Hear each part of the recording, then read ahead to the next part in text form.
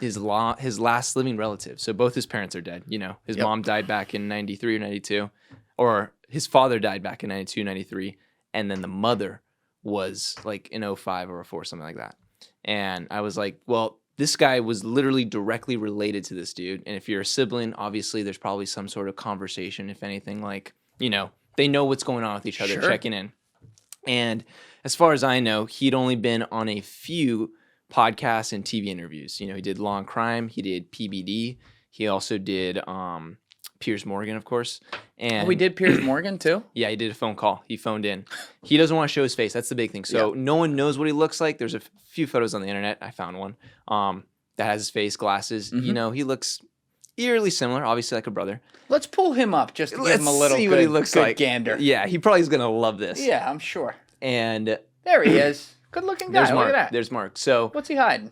Exactly. He was very successful in himself, as it says right there, property developer. So he made his own money. And one of his biggest claims that I thought was very fascinating is that he lost touch with his brother the last 10 years, roughly. They stopped talking. And that his brother informed him back in 04 that he was doing things with, you know, younglings. And oh, wait, he told him that he was doing that. He told him that. And he said it in a way where he was like, he told his brother told him this. He actually, the story goes, he was in northern New York, and then he was down south in Manhattan in the apartment you've taken me to, and was like, hey, Mark, I need you to come down. I have something to tell you. And he was like, all right, whatever, New York, I'll take the subway down, blah, blah, blah. Gets there, start having a conversation. He's like, so there's going to be some charges out of Florida, and you're going to find out pretty soon that I've been doing some things I should not be doing. And Mark apparently said in his own words, I'm so glad our mother's dead and doesn't know about this. And because of that, what ended up happening is he was aware of this, and then obviously the charges came forward, and then in 06, and then mysteriously Acosta had that famous thing where he was like, you know, this is above me, so they dropped him, and he had the sweetheart deal and ended up going on for whatever reason. And crazy how they just, you know. Very bizarre, very bizarre.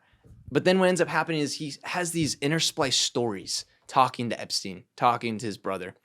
And one of them is he said during the 2016 election cycle with Trump and Hillary that in just like they're watching the TV, the whatever the debates are going on. So wait a second. They're watching the TV, even though the last 10 years of his life he's allegedly not talking to his brother. He now says, oh, we're watching TV together. What, like, isn't that sketchy as fuck? It's sketchy. So that's one big piece where they're watching the TV and he's like, man, if they knew what I knew about these two, these elections would be canceled. Yep. And he said it came as a joke to him, but then when we looked over at Jeffrey, he was like dead serious. Yeah.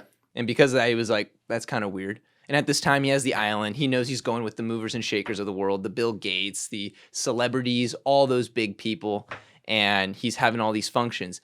Does he know what's happening on the island? No. He knows that he's messing with little kids, but how's he doing it? He claims he doesn't know. And this is the hardest thing for me to get across, where I feel like Mark knows a little bit more than he's leading on.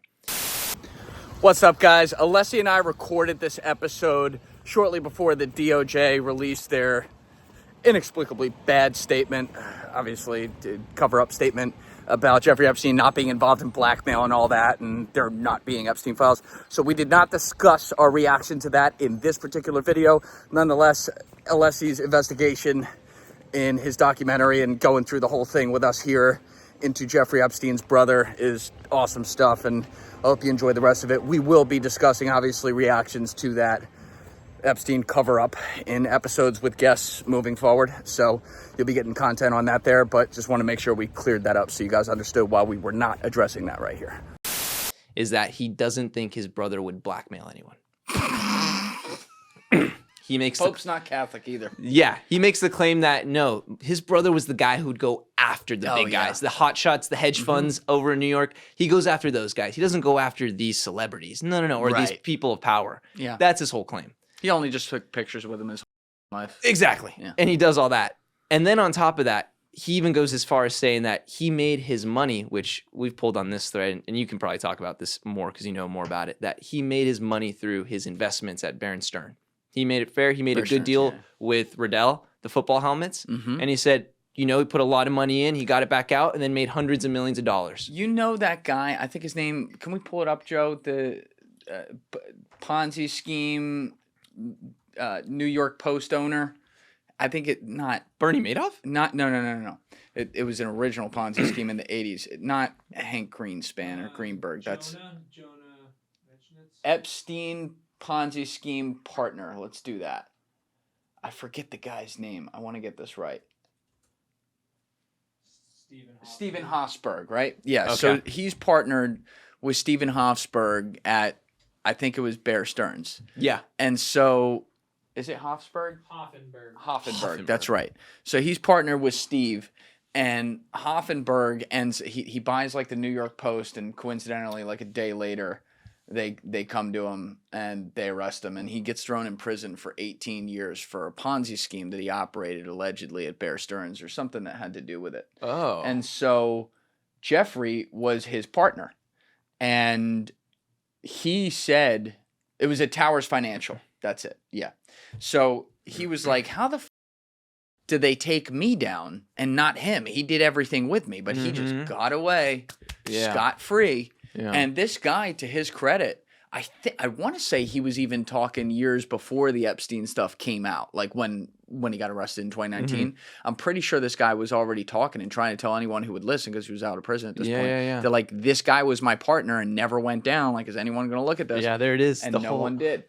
That's so bizarre. Yeah, let me read this so I get it right. So in 1987, he met Jeffrey Epstein through a Oh my gosh. Oh, this gets worse. This is even worse than I realized. In 1987, he met Jeffrey Epstein through a British defense contractor named Douglas Leese, who Hoffenberg claims was an arms dealer.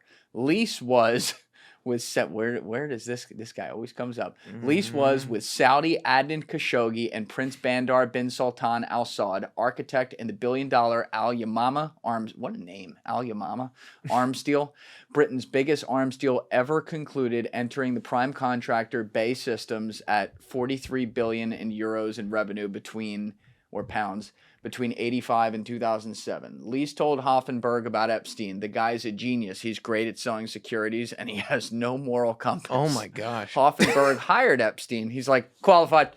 Yeah. Hoffenberg hired Epstein about 1987 and 1993 to help, between 1987 and 1993, to help with the Towers Financial Corporation, paid him $25K a month and gave him a $2 million loan in 1988 that Epstein would never have to pay back.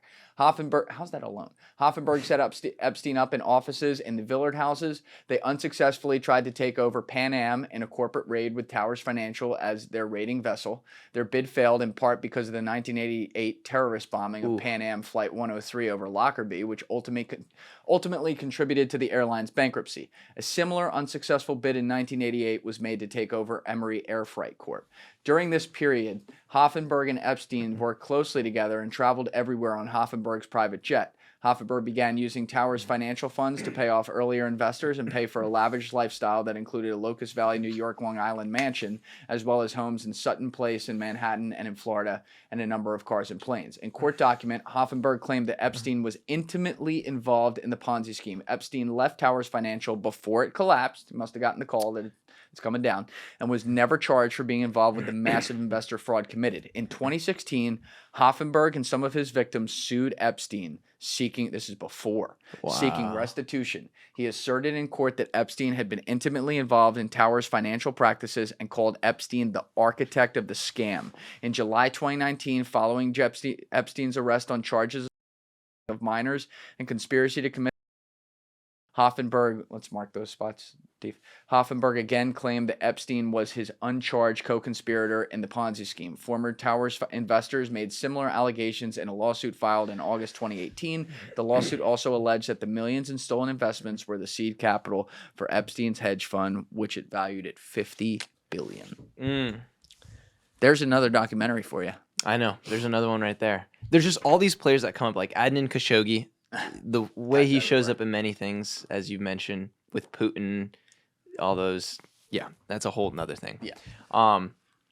But, you know, the other thing that was just so bizarre looking into the Mark Epstein thing is he doesn't believe in the blackmail, like the whole Lex Wexner, where he said he gave $253 million, what was it, property assessment, some bizarre thing.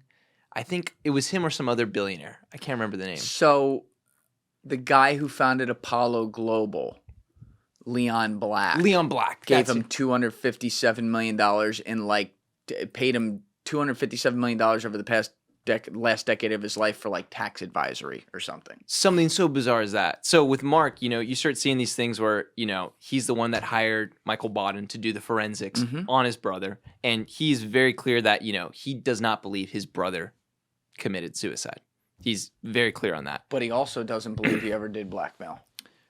Very bizarre. Right? Yeah, exactly. With the whole recent thing with Kash Patel and Pam Bondi and all that stuff, he's come forward and being like, they're lying. Especially with Kash, we've talked about this, where he came forward and was saying like, he did do it. He doesn't speak a lot, but when he came forward and was like, they're lying, that's not true. He didn't do that. So it's just so bizarre because it's like, he wants to remain anonymous, but he's super tied to his brother, obviously, because he's in relation. He's a sibling, last living relative. But for whatever reason, he has these cold takes on certain things where, as the public, if you look at just the evidence and just everything that's happened, it's hard to believe. You're like, what do you know? That's the question I asked. And that's the kind of the question I investigated in my video, being, what do you really know, dude? Like, what did he tell you? What did he inform you on? I think a big leap you could take is being like, is this the dead man's switch? Did he give him information on what exactly he was doing, operating XYZ? I don't know. I just opened that question up for people to ask. But for the most part, it's just, he's an interesting player that I don't feel like enough people investigate that angle. Everyone always takes the angle of Israel and all that stuff, and understandably so. But I feel like it's one that's worth the conversation. Yeah, and the documentary, for people who haven't seen it, was excellent. We'll link it in the description down below on Alessi's channel, which is awesome, which we're going to talk about your channel today and some stuff going on there as we move along. But you've been looking at some really interesting stories, and this is one of them, just because this case never gets old, because there's constantly a new layer to it, and there's constantly more that we're not finding out. To your point, before we move on to the rest of the Epstein case, though, the whole Kash thing, Kash Patel coming out and saying, oh, no, I've seen the files. He committed suicide, and like changing his tune there. This is the same guy who said he was going to turn the J. Edgar Hoover building into a museum day one, which, listen, whenever you hear someone say something like that, that's a red flag. Because first of all, that's never going to happen. Secondly, this is a not ripped, smaller man trying to sound like a big guy, and he talks like this. Yeah, it's just like it's little dick energy to me. I hate to hit him like that, but that's just how it comes across. Because, not saying there's not some decent things happening at FBI from him. I don't want to like rip the guy to shreds, but some of these quote unquote like promises, it seems like they've gone back on day one. And part of the, I guess, canary in the coal mine for me here, and the reason I bring it up is the Bongino guy. So this guy was like the loudest dude on the internet for years, just looking at the camera like this, saying it's all a deep state, they're all gonna f up, over and over and over again, and said a lot of shit, including stuff that was from his own experience working in government. I guess, that's interesting that he did that, and good on you in some ways, I guess. Yeah. But now he goes in there, and when you watch his body language, yes, talking about Epstein and saying, look, I've seen the files. He killed himself. It's weak. This is not a weak man at all. There's nothing weak about Dan Bongino. You can disagree with him politically. Dude's a tough guy, right? Yeah, bulging veins. Right, 100%. And he's a loud voice. He's not afraid to put his opinions out there. I'll never take that from him. And like, he's saying it as if he's like, guys, please just accept this. If you knew what I knew, you would know why I'm saying this. And it's like, what did they show them? What did they show them back there that now suddenly the same guy you've been putting memes up of the last 6 years saying he didn't kill himself? Oh, no, he definitely did. Like, come on. I think it's great if people would look the side-by-sides when they do like the ICE raids, and when the FBI is coming in, it's a big win for them. Yep. And they're being like, we got these, terrible traffickers and illegals, all this stuff. The energy of that, Patel and Bongino, I can't pronounce Bongino. Bongino is so different from when they talk about Epstein. It's like two different type of people. Because when they're doing that, I'm like, that's the guy I saw on Sean Ryan, who I saw on the campaign trail, that I saw talking about all doing these things that sounded great. But when they talk about Epstein, like you said, you look at the body language, they're different people. It just is so clear to me where I'm like, something's happened there. And it gets more and more to this optimistic thinking where or not optimistic, where I'm pessimistic, where I don't think we'll ever get to know really the truth. Unfortunately, I think you're right. But the Mark thing, first of all, when you hear these guys talk, when you hear the old tapes of Epstein, and then now you hear his brother who has the same voice and the same Brooklyn accent, he's talking about like the most serious things. Clearly, he's, you know, got a brain, like he's made a lot of money for himself and, you know, whatever. But he's like, oh, no, I just didn't think that was any blackmail. Like, he sounds like the village idiot when he's talking. But we're talking about like the darkest ever. That's like layers and layers deep. Money flows, cash flows everywhere. You know what I mean? And it sometimes feels like a simulation watching this, because you can't even believe the characters who are at the middle of this. And it's hard. It's hard to hear tapes of Epstein talking and, you know, not be like, like, I know how it is when these smart people kind of look at the people from our area of the world when we open our mouth, even if we're smart or dumb, and they're like, all right, who is this guy, right? Because there's like a little bit of that thing. We're not a nerd or whatever. We talk, we let the vowels hang out. And like, I really do wonder, because he really let the vowels hang out on the laundry line. I really do wonder how like Bill Gates sat in a room with this guy before he was ever blackmailed, allegedly, you know, and was like, yeah, this guy seems like a real straight. I could see Bill Gates being like, this guy's a moron. Like we don't associate with your types. Like, you know, these elitist type opinions that people like that will have. And obviously Epstein was not a moron, but like, it's just strange that you're talking about a kid from Coney Island, New York. This wasn't like some suave James Bond, whatever, which I guess is also a great case for why spying is not what it looks like in the movies, which we already know that. Yeah. But this is just such the polar opposite. Yeah. It's like, it's almost like it's so obvious that it's not. That's the only explanation I have. Yeah. And you look at it, if you look at from all the conversations we had on this podcast with CIA people, what do? They encourage relationships with other people in CIA, right? Yeah. So you think about the role of Ghislaine and you think of Epstein, that encouragement that happened there, where it's like, he's not the most suave guy, but look at Ghislaine. She was suave. She was suave. Yep. She'd bring people together. Like, you look at the videos, you could tell she was that one girl at the party trying to get people to talk, being like, oh, meet this person. Look at this person. Let's get together. Oh, let's get some more drinks. Oh, let's plan next week. We can go to the Virgin Islands. We got an island, XYZ. Where it's like, he didn't have to have those attributes. It's pretty clear. But what he provided, she could make up for what he didn't have. That's actually, I never thought of it that way, but that's actually a great point. And that's another thing about Mark, which was so suspicious from his conversations, where he said early in 2000, that's when his brother was like, hey, I just bought an island, Little St. James. And he's like, and he's on a sailing trip, that's what he says. And he's like, you should go check it out. So he said he went to the island, it was beautiful, he got to explore it all. And then after that, that was the last time he went. I was just never went again. My brother owns an island. I'm like, your brother owns an island. He's flying private jets with Bill Clinton, Bill Gates, but for some reason, you're not interested. And then, that's the response. That's what I thought. You know, why would I want to go to a private island in the tropics, you know, where it's beautiful, sunshine, jet skis, all these things. Bad idea. Not fun. I remember when Patrick Bet David did that sit down with him, where it just shows Patrick Bet David the whole time because he's sitting across, and you just see PBD the whole time, like.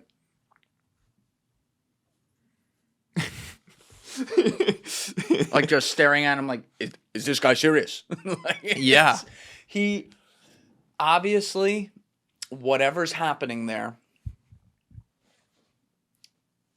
he has so much pressure to not say things that it feels way more easier for him to swallow, to therefore then say things that are so shamelessly bullshit. But he still puts himself through it. So I bring that up because I'm like, is someone making him do that? Is someone saying, you have to go and talk to people? You can't just run away. You need to go talk to Patrick Bet David and Piers Morgan and these people, because there's no way that he can't realize after I guess you said he did Piers before, Pat? You did Piers There's before. no way he couldn't listen to himself back on that and not realize he sounded like a complete idiot answering these questions. You would think. Or a circle of people around him. Like you said, who's telling him to do these things? Like, if anything, if he stayed silent, there would be the enigma and mystery being like, what does his brother know? Yeah. But the fact that he's gone out there and had these conversations and says these stone cold takes that anyone that's looked into a little bit of Epstein will just be like, you're telling me he didn't blackmail? Right. All right, then what do you know? You know what I mean? That's the reaction you're going to have if you hear something like that. And I'm like, why do you keep doing this? And then I guess it comes down to a little bit of the familial bond at some point.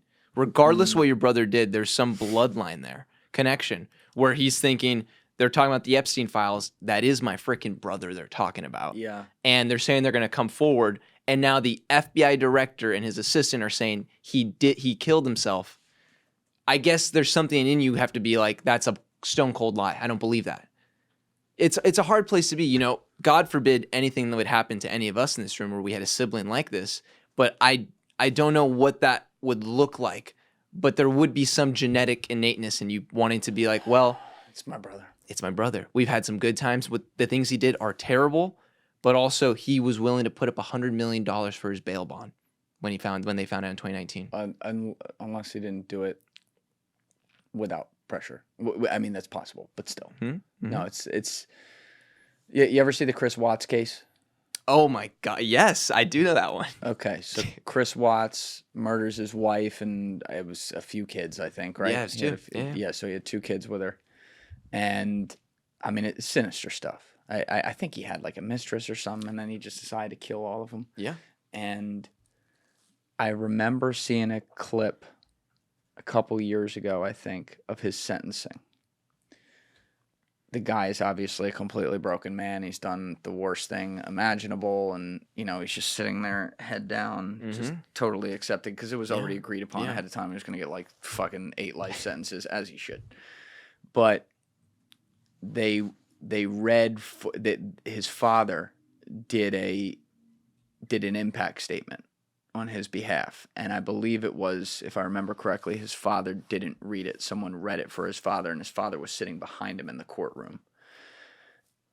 Here you have a dad facing the fact that his son is a infamous murderer, not just a murderer, but someone who killed his own grandkids, right, of the father. And I remember being struck by the fact that the dad said he was like excoriating his son for what he had done and whatever, but he said, "You're still my son. You will always be my son, and I love you, and I will support you through, along the lines of I'll support you through this thing." And I remember playing that back a few times, and I didn't even know how to emotionally react to that because I'm like, your kid murdered your grandkids. He's fucking crazy, It's not your fault he did that. There's something that went loose and wrong with him, and it is what it is. But like, to still, in the middle of a statement like that, where he is acknowledging everything that happened and acknowledging how bad this was and saying his son deserves all these punishments and whatever, to still then say that he loves him. I've never been in a position like that, and hopefully I never am, where someone that I'm closely related to does something horrible. But there is something sinisterly human, maybe is how I'd put it, about the idea that there are people who are related to these perpetrators who do, no matter what, see them in the other light, the good light, whatever, however dim that fucking light might be, that they are still going to acknowledge that at the forefront of what they do, even if they are excoriating, correctly so, and condemning the actions that their relative has taken. It's human. It's totally human. I can't imagine if you're a parent, you brought this child into the world. Yep. You think of them as that baby you were holding. Yep. Thinking that they grew up, they went to kindergarten, middle school, they had friends, they played sports, they met all these people, and then somewhere down the line, you find out they do something so horrific and so against what your family is. Like, I can only imagine it's 2 independent people where they have the feelings of who they were before that and who they are after that. And, I think at a certain point it takes a very much a spiritual jump where you have to, like, at that point, like, how do you make sense of this stuff for those people? And that's a very different jump for many people. Yeah. Where, like, the Christian angle of mine is like, we're all sinners, we all make mistakes, and, through Jesus you're saved, as corny as that is. And something like that, it's incomprehensible how you could forgive or even accept something like that. Right. And, that's why I think a lot of people fall back on their faith. Or if not the case, the one case I'm thinking of was this serial rapist killer of younglings. And they have it in the courtroom where they're each having their piece to say to this guy, the family members. Oh, you're talking about Larry Nassar? No, not Larry Nassar, some other one. And they're going down the line, and the parents are going up, and essentially, they're ripping into this guy, being like, "How dare you ruin this young girl's life?" Right. And then this father comes up. He has this massive beard, like gray beard, and he comes up to the mic and he says, like, I'm going to be very unpopular after this among the people around me, but I forgive you for what you did. And I was just like, this is your chance to lay into that person that took away your daughter, and not just took her away, but like did the most incomprehensible, repulsive thing possible to this person that you loved. And he went up there on the stand and was like, I forgive you. I'm like, in a way, and you see the face of the person who did it, and they're like taken back, like disarmed, and almost like, it's almost like a slap punch in the face to them in a weird way. Because it's like, wait, what? Like, I did something so freaking terrible. Doesn't compute. It doesn't compute. And that's like the level of like, people of that level of forgiveness. That's something I strive to be at some point. I hope I never have to go through anything like that. Right. Let me make that clear. But to be able to forgive something as horrible as something like that, that's like, I'm striving to be like Jesus. I mean, that's look, what it is. I haven't had kids yet, but I can already tell you that guy's a bigger man than me. And you know what? There is something pretty amazing about that too. As much as like you want to think like, how the fuck could you do that? Like you're one. I mean, because I said Nassar at first because I thought you were gonna bring up the dad who's like, I'm gonna come get you, and like that dad, gangster. Yeah. And then the judge is like, I'll let it pass. Yeah. She was like, oh, it's cool. Yeah. She was such a gangster. Yeah. But like I get that side too, 100%. You know, but.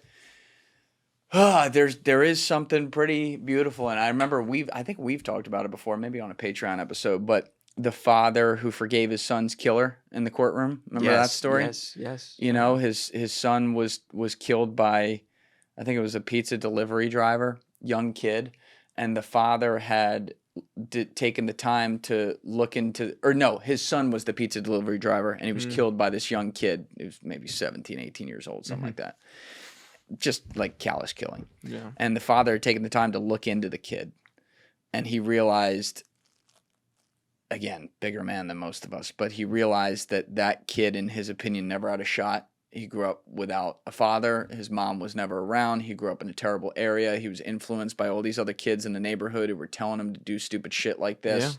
And unfortunately, it was his son who happened to walk in there at the wrong place, wrong time when they decided to do something stupid. I don't think I think it was like he didn't intend to kill him, but he killed him. Yes, yeah. And so he said to the court, this guy's a young man, obviously has to pay for what he's done, but I'd like to see him have another chance in life, and I completely forgive him.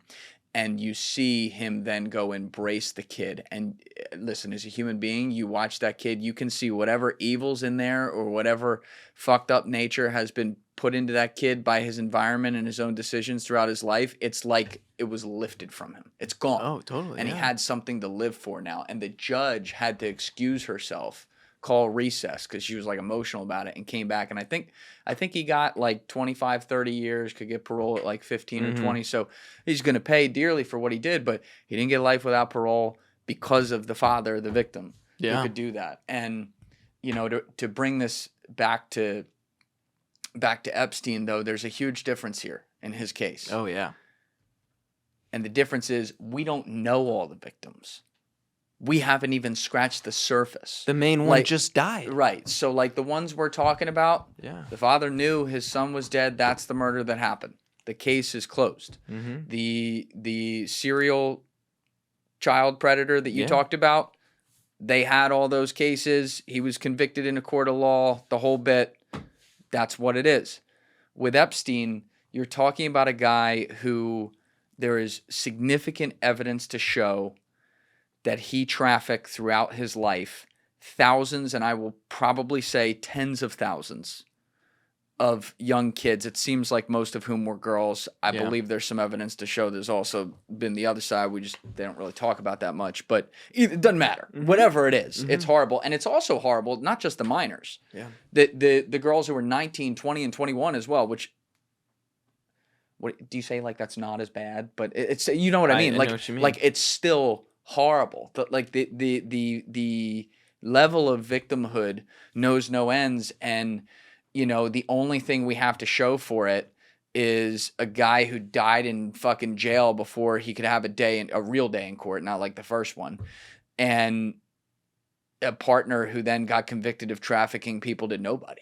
I know.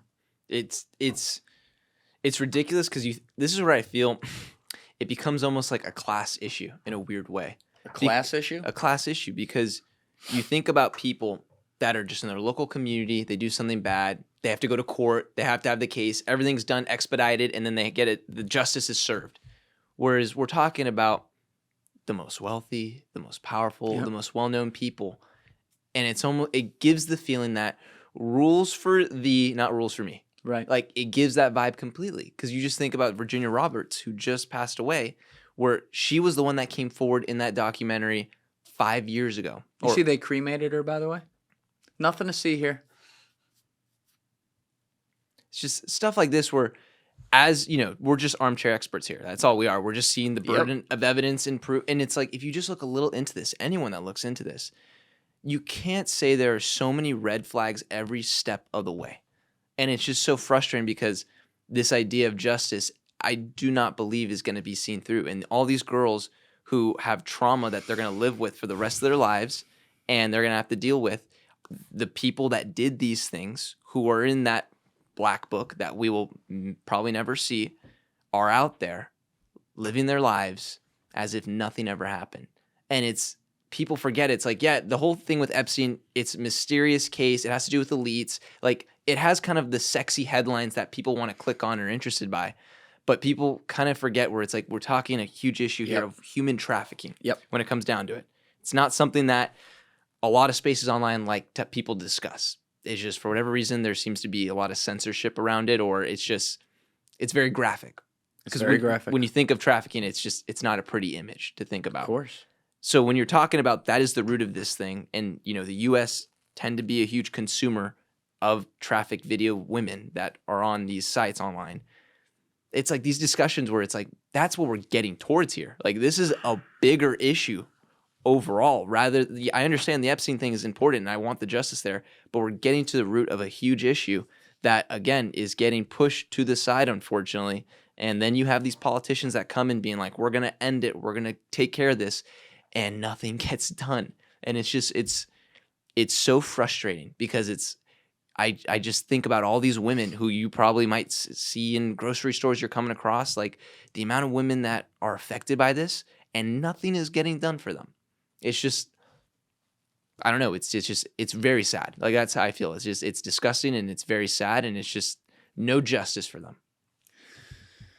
The thing is, Epstein's the one we see, because Epstein lived in New York City.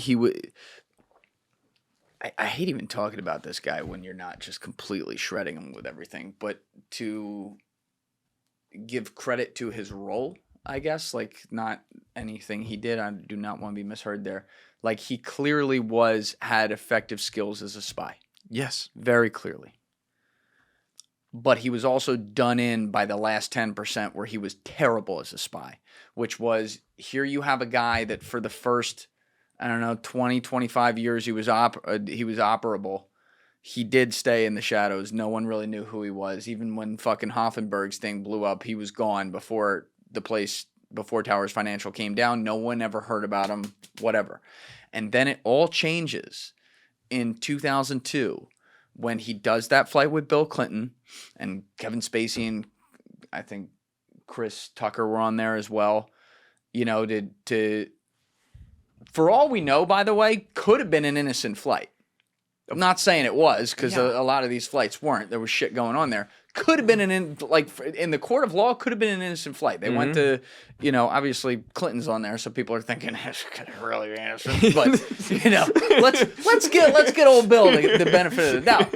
But they went to some fundraiser for AIDS event in Africa, and I believe the way the story went was that Epstein, said, we can take my plane. And he got these people on there, which means he knows they're on the manifest as well. And it made page 6. And after that, Jeffrey Epstein. He got articles like, who's this mysterious Jeffrey Epstein? I think you can find these articles online in Vanity Fair in like maybe January 2003, something like that, shortly after this, where people are starting to ask the questions like, who is this guy? And then he started letting his name get seen more. And he liked it. In my opinion, he clearly liked it when it's like, ooh, dabbling in the fame. The little kid from Coney Island is being thrown. Yeah, there it is. The talented Mr. Epstein, March 2003. Boom. Look at you. Vicky Ward. So I was 2 months off. Sorry, but there's something in the human psyche. Like we see everyone now who want clout and they just do crazy things to do it. To think that a spy isn't above those human nature ticks. Oh yeah, is actually not right. Now a lot of them can beat that down because they're trained enough and they're like, no, don't do that. Don't go for clout. That's not my job. But then some people, they get so comfortable. They do their job for so long, everything's just coming to them. Mansions, cars, money. I'd say women, but obviously that wasn't his taste. Illegal young girls, all these sick things in his life that he had for free. He gets to hobnob with the latest sitting president at that time. Yeah. Bill Clinton, and he's this important guy. Vicky Ward's coming over to his house and she's talked about this extensively, done a lot of interviews about it, about how strange he was, but coming over to his house to get stories, and he loved it. He loved the attention, and that's what did him in. And I say this because think about all the guys, even running in elite circles, not even just people who are running in powerful businessmen circles and powerful whatever circles that aren't celebrities. But even think of people we don't know about who are running in elite circles with celebrities and other unsuspecting people in many ways who are doing shit like this that we will never know about and are working for most likely, at least as a useful idiot, for all different agencies around the world, because that is the other fucking 500-pound elephant in the room here. They all do it.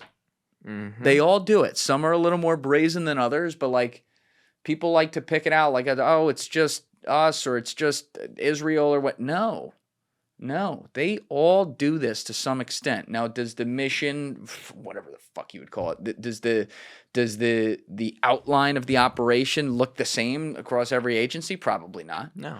But are there decisions that are made for espionage purposes, national security purposes, that they then do things like this? Absolutely. Think about Andy Bustamante talking about in the past, and I'm not calling out Andy. The former here. Spy, yeah. Yeah, he's talking former, big former. But he's talking about the way that the machine views bad, like an unfortunate situation. Like I think he was talking about it in the context of a drone strike where a couple people die that shouldn't have died. And he's like, that sucks. That's horrible. I feel, as a human being, I feel bad about that. I'm just telling you how governments look at this. They look at that as a casualty. Not a casualty in the sense of just a statistic that you're like, okay, who did we kill here? They look at it as a casualty of there's 8 billion people in the world. We got a lot of priorities here. And if you got to crack a couple eggs to make a fucking omelet, unfortunately, that's what happens. And it's not fair because it's innocent people. We're talking about innocent people here who get caught in the crossfire, but that's how it is. And so when you look at even the worst type of victim, which is a child being completely abused and having their life taken from them, as sick as this sounds, on the Excel spreadsheet of an espionage organization, anyone around the world, that may be how they view it. And think about the conversation, because by the time this is out, Roya has already been out, the conversation you've had with her. Roya Hakakian. And she made the great point about tyrannies versus democracies, of how tyrannies are more effective versus democracies. Obviously, we're in a democracy, but you look at people like Putin, Kim Jong-un, and all these other people where they can get things done that night. If we want to get something done, a couple months. Efficiency, yeah.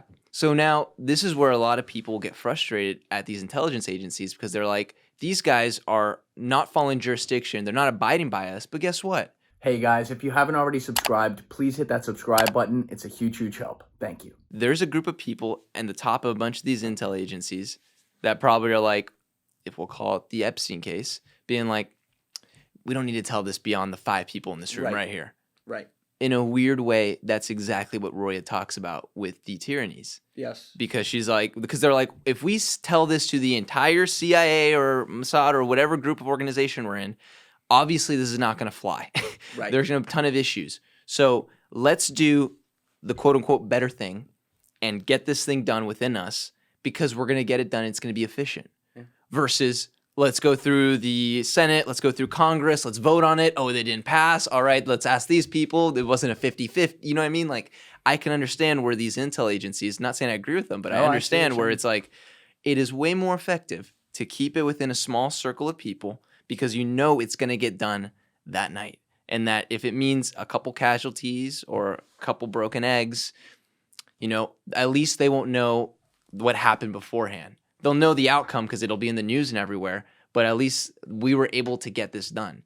And I can tell that these intel agencies operate like this because as much as I hate to say this, it's the only way they're going to be able to keep up against our enemies. Right. Because if they're being so efficient, getting things done, and they're being like, all right, CCP, we need you in Sweden, Finland, something's going on there. We got to figure out what Norway's doing. All right, go to the USA. Let's go to Mexico. What's going on? And we're stuck in this process of checks and balances, which is amazing. We need those. But in order to get things done and compete with these people that are possibly to harm us, it's almost like it's easier just to bypass. You know, I'm making a great argument for them, but like that's... No, I see exactly what you're saying. I understand, and I don't like it, but what's the alternative? They're sitting in these rooms making these decisions, and the first question is human trafficking happening right now? And of course, everyone in the room goes, yeah. So human trafficking's happening. That's not in our control. Will it continue to happen? If it's not in our control. Everyone says, yeah, and they go, so wouldn't it be a little better if we have it in our control? And that is like hit the fucking button and just send the asteroid. Because it's like, fuck. Send the asteroid. But that's the thing. Yeah. They look at it like, well, in that type of scenario, we can't get any national security intelligence. That counts for 125 points. And by the way, there's 15,000 girls who are victims. Under our scenario, it would be 10,104. So that's a spread of 3,000, you know. And on top of that, they look at it. And on top of it, they're thinking also probably being like, well, this is extremely profitable. Who knew we could make so much money from this? Well, let's just see if we can divert more of these funds into these black budget programs. Like that's what happens. I wasn't even going there. But that's what probably happens because these things that are obviously not great, like the drug wars, the human trafficking, what is the bottom line? The opium, all these things, money. It all comes down to that. And like everyone, your parent has told you this since you were freaking 3 years old, being that money runs the world and money's the motivator. You think it changes when you're at that level of intel? No, it doesn't. So that's a very harsh reality that is very unsettling, but I understand. Is that, I don't know if that makes sense. But. Yeah, no, it's like we're talking about the hardest type of topic that's like impossible to navigate around to like talk about it logically. Yeah. Because it's an emotional topic. But if you want to understand how it gets to that point to where it happens under the control of some places that you would think should stand for everything that is against that, you have to look at whatever their logic is. Of course, we all disagree with it. We think it's crazy. But, you know, I always say I'm very glad I ain't in those rooms making those decisions because I don't think they like me very much. I'd be like, no, we're not doing that. You're going to be Kiriakou. All right, let's put it on him. Exactly. Let's put it on him. They throw you in prison for doing that. That's why when John said, when I said to John, we do it too. And he goes, not in my experience. No, listen, if it happened, I didn't see it. And that's where I went, bingo. Yeah. I'm like, you'd be the guy, they'd never show this shit. You wouldn't even do the torture. like, you think that they're going to think you're okay with reading you in on the trafficking operation? Like, get the fuck out of here. You know what I mean? Yeah. That was the one time, but I fully understand why he said that because John, and this is why I respect him so much, actually stands for something that is just beyond like, let's protect national security. And I know national security is a critical thing, and I'm happy that there's people who stand for that. Don't get me wrong. But you have to have the people in the room as well who stand for, I don't know, common fucking sense. And that's why I think John's a hero because he he did that, and we're talking about even a way lesser type of thing, which was still serious, which is like breaking the Constitution to, do enhanced interrogation and stuff like that, which he didn't even like. That's the thing. He just said, I'm not going to be a part of it because I won't stand for that. And they still went after him, which should tell you that the rot of the bad apples who exist in this large barrel of apple has spread past a point that anyone in any country, let alone our own, should be comfortable with. And that's the question we got away with here. Like, the people who are like, well, we need to abolish all 3-letter agencies. Listen, I know that's fun to say. It's a terrible idea. Try that. Try that for 3 days, see what happens. However, the people who are then like, we need to try to reform these places and actually find a way where we can do it without them stopping us doing it, which is way easier said than done, by the way. Fuck yeah, do that. And we're talking about the types of things where, these are the kinds of things you should reform. The unfortunate contrary argument to that is, you think they're reforming anything in Russia, in China, and Iran? They're never going to. Like we're going to reform. We're going to go, like, there's someone who's sitting in that meeting going, you mean we can't anymore, and Russia gets to do it? God damn it! Like, as fucked up as that sounds, like, that's what it is, dude. That's what made me laugh. It's a tangent, but the Paris Climate Accord agreement. That's what always. This is what always made me laugh about that, is because they were like, we're all on board except Nicaragua, and China's gonna start like 5-10 years later. That's what always cracked me up, because they're like this. We're all on board. We're giving China the 10-year buffer, though. So they're going to start in 10 years. They said it. They put their word on it. They put their word on it. So we're going to trust them on this. Yeah. USA, let's go, baby. Let's stop it. Learn the code. We got it. We've got this figured out. And it cracked me up, because I'm like, dude, like, please just use your brain and think, do you think China in 10 years is going to be like, oh, yes, we're going to stop because we care for the betterment? Come on. It's like, it's nuts. It's totally nuts. It's nuts. But we have that. We got this one case that we can stew on because it's the public one we know about, and it's got all the appeal to it because all the people who are involved. And like, I hope you end up making a series out of this too, because I mean, you and I have talked about this case for years now. Obviously, like, it's a lot of people listening are the same as me. Like, it's just a fascination because you're like, how the fuck could this all happen? But I would love to see you pool more on the money on the money thread and get You know what? I just thought of this. I should have thought of this earlier. See if you could get Jim DiOrio involved in looking at that, because he used to just track the money all the time. You know what I mean? Like, see if you do something with him tracking that 1992 theory, and see if he can pull on anything. I just don't want to die. But Jim will be like, I got you. We're good. Meanwhile, Jim, it's like, I had to. You should pull on it though. No, it's like we said, it's fascinating, it's interesting, and it definitely hits on something that I find very important, which is the human trafficking element. So like, it's something that I will definitely pursue in many ways, if not now, at later points. Yeah. There's one separate point here that I would love to get your thoughts on that bothers me a lot. We haven't talked about this in a while, but human trafficking is not political at all. It's a common sense thing. There's humans being trafficked. It's wrong. We should all stand against that. A huge pet peeve of mine, though, is that you had people, starting with QAnon, make this a giant political thing, where it's just Democrats who do this stuff, which is total bullshit.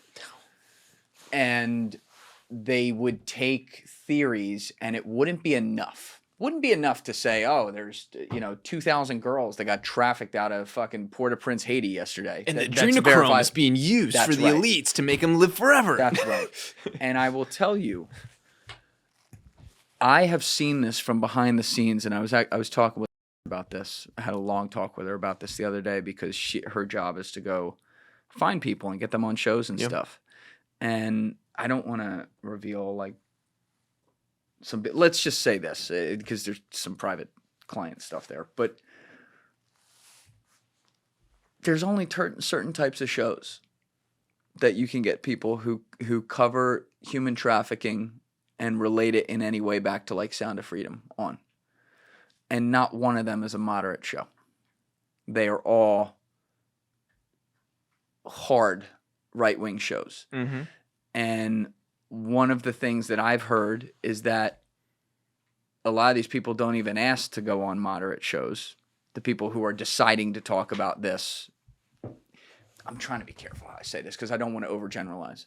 But there are people who have decided that this needs to be a right-wing issue, and they're basically going so far with some of these unfounded type ideas that it turns the left off to the point that, here's a concrete example. Remy Adeleke, who we had in for episode 157 and 158. He has done, ex-Navy SEAL, awesome fucking dude. He has done work around the world on human trafficking. He's made movies about organ trafficking. Like, he's an ex-Navy SEAL. He's seen this shit up close. Go listen to episode 158. He'll tell you. Yeah. And when I was talking with him, when he was here, he got so annoyed at how whenever he would now bring this up, this is 2023 when we're talking, his comment section would light up going, oh God, is this that QAnon stuff again? And he said, I fully understand why those people are saying that, but now we are turning off half of the people in the world to this problem because it's been taken so far that they're like, all right, it can't be this bad, right?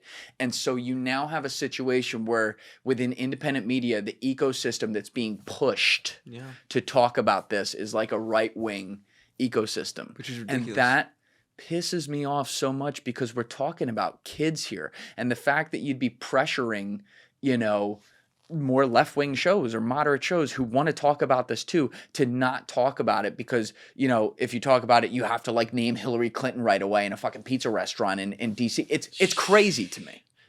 It's one of those topics that is such an easy middle ground where you can get people on both sides to be like, let's pass bills, let's do what we can to put an end to this thing or find the root of the issue and just eliminate it altogether. But instead, like you said, it's become so politicized and it's irritating, being a Christian, and that I know a lot of Christians talk about it. It's frustrating seeing it's become such a political issue of like, this is a far right idea.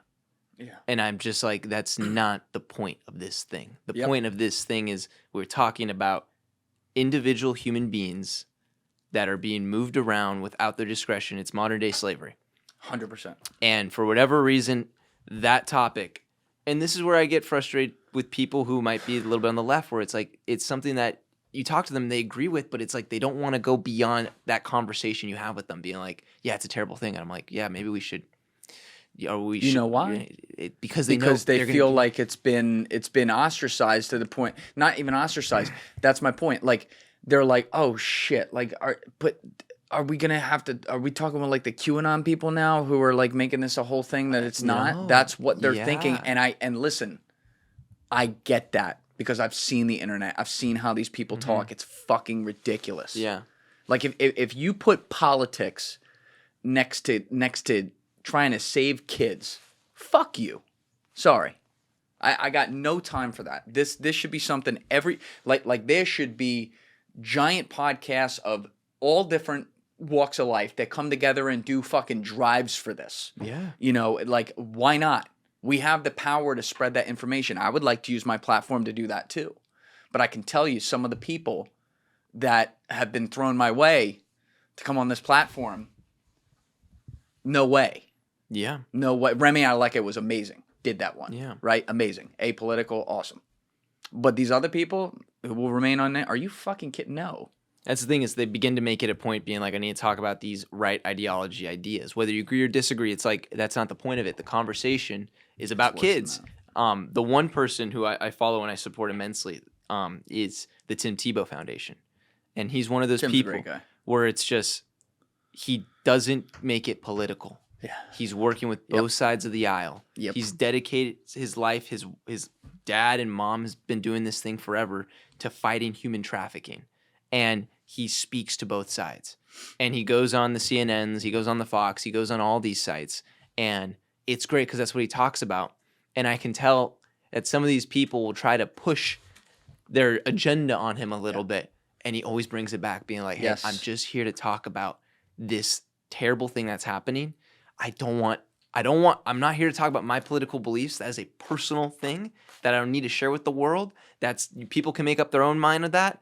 I just focusing on this one thing." And I feel like if people could start to do that, That's what we need. that's what we need. Yeah, that's awesome. It's like that's the middle ground. But like you said, it's crazy how quite literally anything will become political. Yep. And people, and it's marketing 101 in some way, where it's like, all right, how can we get this demographic for this voting block and these people and this ethnicity and XYZ? What do they like? Oh, we can get them on human trafficking. We can get them on Medicare, all these random things.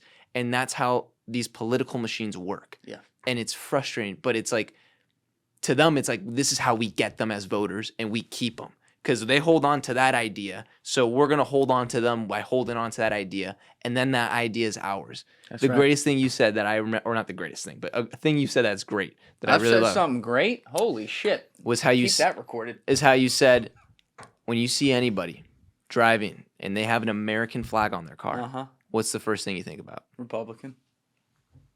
But which is not their fault, by the way. It's not their fault. Not their fault at all. And it's the Democrats, I'm not just going to say the left, like Democrats, even middle Democrats, whatever, have given the American flag away to the right. To Donald Trump. To Donald Trump. Yes. And they have no one but themselves to blame about that. And that is the flag that we all live under. Yes. And it's now under a political party, which is crazy.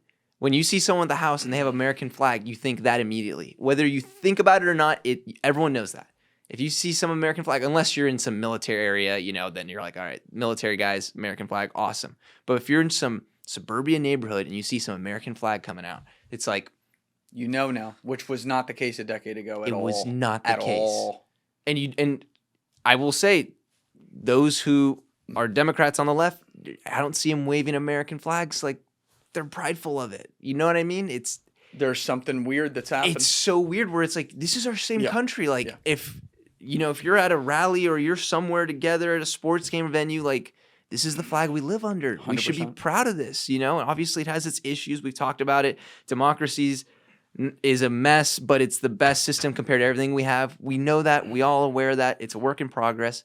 But to take away the American flag and give it to a political party, whether you're part of it or not, or I'm part of it or not, is just so sad. It's so sad, It's man. such a break in who we are. It's also part of why he won, by the way. I mean, just add it to the list. Like the fact that you have to think about that because it's like a pressure thing. There's a lot of people who are moderate and left who I know want to show that flag. And it's not like it's an unspoken thing. They're like, oh shit, but can I love the flag, but I can't.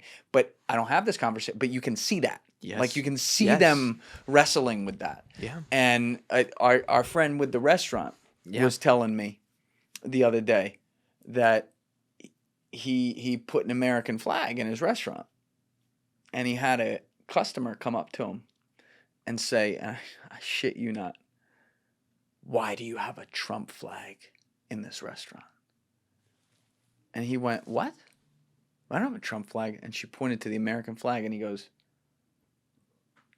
the American flag? She goes, yes, the Trump flag. And he goes, ma'am, we don't do politics in this restaurant. I don't talk about what I think or what my customers think. With all due respect, he handled it a lot better than I would have. That's an American flag. That's not a Trump flag. And it's going to hang in my restaurant, and I would appreciate it if you could respect that. And this is why politics is so cancer, because we've now talked about two common sense things. The first thing being human trafficking, which I want to be careful how I put this too. That this needs to be said correctly. It's like fringe elements of the right wing who have caused a problem there, not normal right wing Republicans and whatever. I want to be very clear on that. The fringes have caused that problem. Yeah. The morons have caused that problem by saying no, and all this shit that, was just, it's probably an intel op that's been thrown down their throat. On the left side as well, the pressure of the fringes has caused the flag problem. Yeah. We are talking about two of the most common sense things in the world that should be for wildly different reasons, obviously, unifiers that now aren't. and something in this country broke. We've cited it before, but Joe Rogan had a line like a decade ago, or after Trump won for the first time, where he said Donald Trump broke people. He either broke them for him or against them, but he broke them. All right, there's no room for like nuance, or it's like you're either this guy is Hitler or this guy is Jesus, and he is 1,000% right about that. And I'm not like pinning this on Trump at all. I want to be very clear about that. I'm just saying like the nature of his controversial rise, if you will, has reverberated to where things like this happen, and it just it really makes me sad sometimes. And I don't like to focus on all this stuff so much either, because I also know like there's so many good things we can be excited about, and some things we've made it through, some bullshit we've made it through as well. You look at the pandemic and the bullshit a lot of that was, and like here we are living as normally as we can, and getting some things back. Like we should celebrate those things, and that's great. It's just it's hard to ignore when you see just things like what we're talking about. It's like what we're all Americans, dude, and we're all, outside of the criminals among us who are sick and support things like human trafficking, outside of those very few, we should all be able to come together. Yeah, don't call it a far right thing. Don't call it a leftist thing. Right. It's just like it's a freaking problem. I haven't heard Tim Tebow. He went on Sean Ryan's show, right? Yes, I listened to that. Yeah. So I haven't heard that, but I will listen to that because that's awesome. And I've always liked Tim Tebow as a guy a lot. So if that's what he's doing, then that's exactly the kind of voice that should be in the space. And I hope that opens him up. And he's actually probably a really good guy to do that because of the world he comes from. But I hope that opens him up to going on podcasts that are more left wing and stuff as well, so that we can kind of tamp down the volume here. Because to be clear, also when you look at something like Sound of Freedom, there's a lot of people who worked in that had amazing intentions and are doing all the right things. So it's unfair, and I don't want that taken out of context earlier. It's unfair to like paint it all one way. But there are some people who have been involved with that who have used it as a Trojan horse for fucking 4chan, and I don't fuck with that, and I never will. It just should not be politicized. Yep. Period. That's essentially how I feel about 100%. Thank you guys for checking out this clip. If you haven't already subscribed, please subscribe and hit the like button on this video. It is a huge, huge help. And if you'd like to check out this clip's full podcast episode, that link is in the description below or right here. And finally, you can follow me on Instagram and X by using the links in my description below.